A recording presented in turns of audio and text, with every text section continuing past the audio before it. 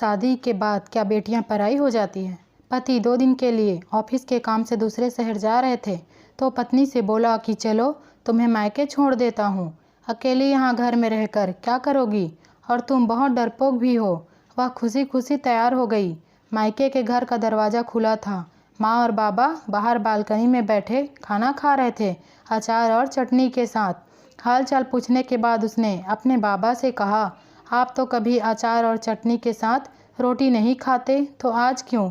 तो बाबा ने कहा, बेटा जी कभी कभी खा लेनी चाहिए, इसका भी अपना अलग ही मज़ा है। उसने अपने पिता की आंखों में लाचारी देख ली थी। उतने में भाभी बाहर आई और चेहरे पर झूठी मुस्कान सजाए पूछने लगी, रहने आई हो? उसने खुश होते हुए कहा, भाभी मेरे पति 2 दिन के लिए दूसरे शहर गए हैं तो मुझे यहाँ छोड़ गए। भाभी कहने लगी, बैठो तुम्हारे लिए चाय पानी लेकर आती हूँ। वह भी अपने माता पिता के खाए हुए बर्तन समेटने लगी और कहने लगी कि मैं भाभी की मदद कर देती हूँ और साथ ही भैया से भी मिल लूँगी। यह कहते हुए वह अंदर चली गई। बर्तन किचन में रख कर वह भाई के कमरे की ओर चल पड़ी तो उसे भैया और भाभी की बातों की आवाज़ सुनाई दी। भाभी भैया से कह रही थी, तुम्हारी बहनें ब्याह कर तो गई हैं, लेकिन अम्मा बाबा की चौखट ना छोड़ी अभी तक।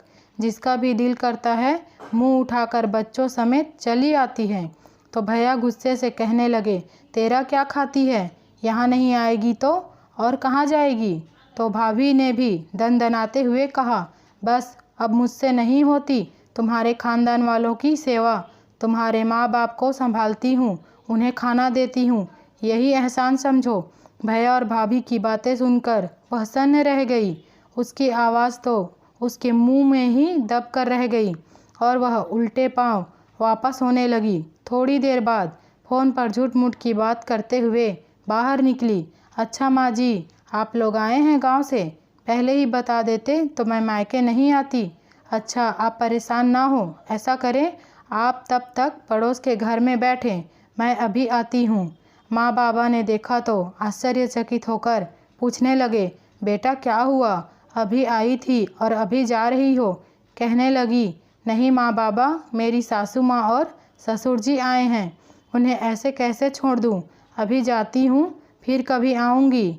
आप दोनों अपना ख्याल रखिएगा।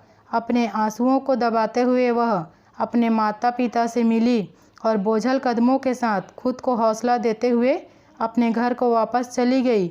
उसे रात के खाने में नमक ज़्यादा लग रहा था, जबकि वह नमक उसके गले से उतर रहे आंसुओं का था।